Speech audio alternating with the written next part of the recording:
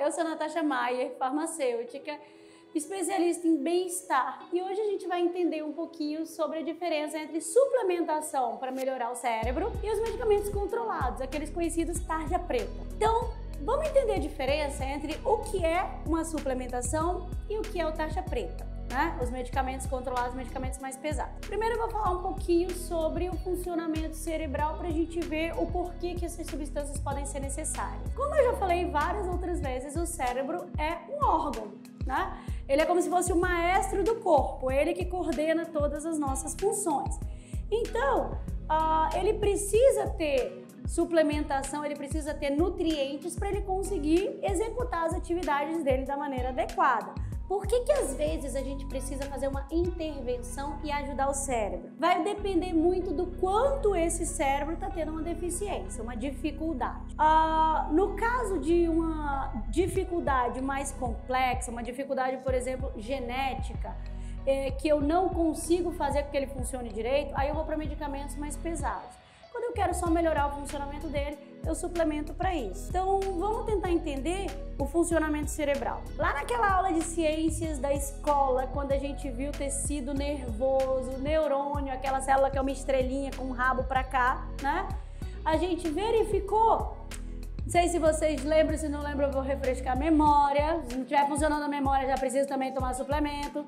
Então, lá naquela aula de ciências, a gente aprendeu que o neurônio, ele conversa com outro neurônio, ele manda mensagem para outro neurônio sem encostar, porque ele tem impulsos elétricos, literalmente se encostar, dá choque, entra em colapso, curto-circuito cerebral. E aí, como é que ele joga essa mensagem de um neurônio para outro?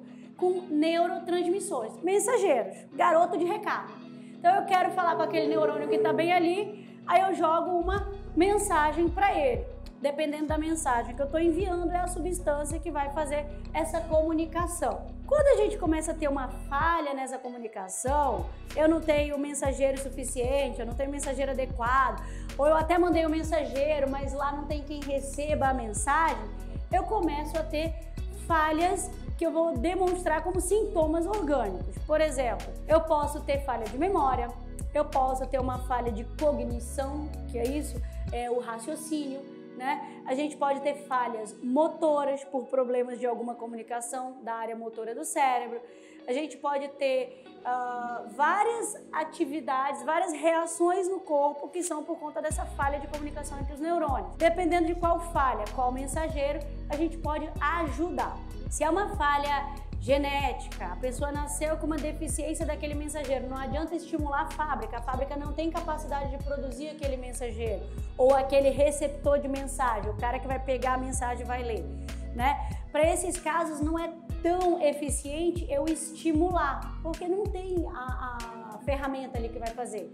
Então, para esses casos foram feitos medicamentos mais pesados, aqueles que a gente chama de tarja preta, porque eles vão chegar e suprir essa necessidade natural do cérebro. Não é tão eficiente em estimular que ele funcione bem, é mais em suprir e substituir. Se eu estou falando de pessoas saudáveis, pessoas que não têm nenhum problema genético, não têm nenhuma deficiência orgânica, eu estou falando que eu quero otimizar o cérebro, eu quero melhorar, eu quero que ele funcione mais, eu quero render, né? Eu quero mais rendimento mental. Aí eu posso suplementar esse cérebro para ele me dar uma resposta melhor.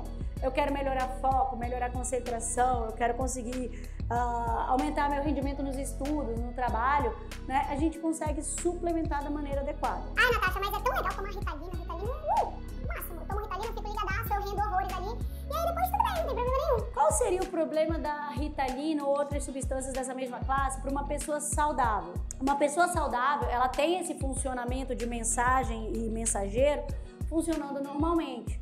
Quando eu chego e eu coloco um terceiro player ali, um outro jogador, eu atrapalho aquele funcionamento natural de mensagem.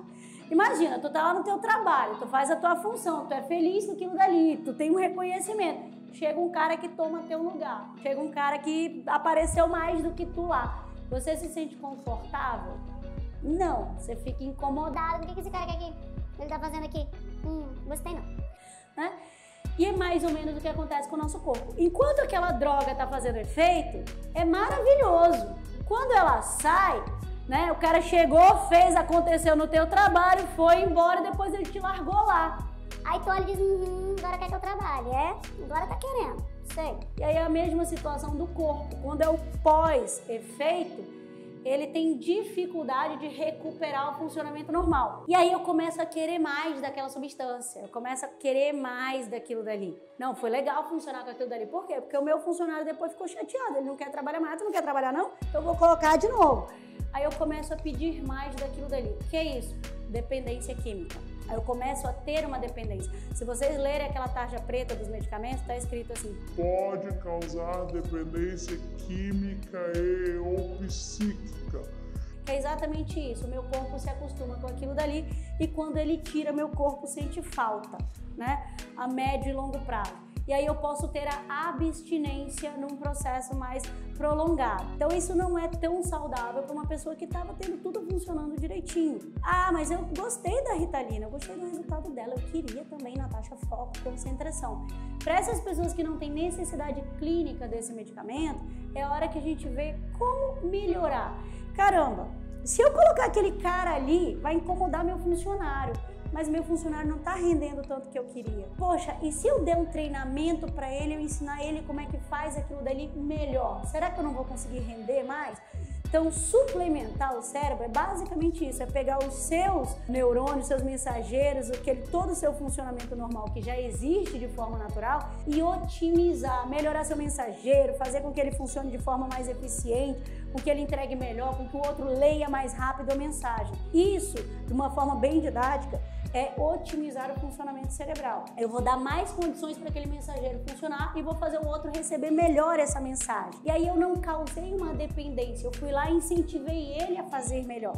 Essa é a grande diferença entre eu suplementar da forma adequada e eu tomar uma medicação que vai substituir muitas vezes uma função natural. Por isso que é muito importante você procurar o profissional adequado para ver qual é a sua situação. Se você realmente precisa substituir porque você não tem, ou se você vai atrapalhar seu corpo aqui, achando que, tô fazendo a melhor das coisas, atrapalhei, ou se, caramba, suplementar, botar para melhorar o que eu já tenho funcionando bem, não é a melhor opção. Essa é basicamente a diferença entre tomar um medicamento pesado e suplementar para eu otimizar. Conseguiram entender? Ficou ainda alguma dúvida?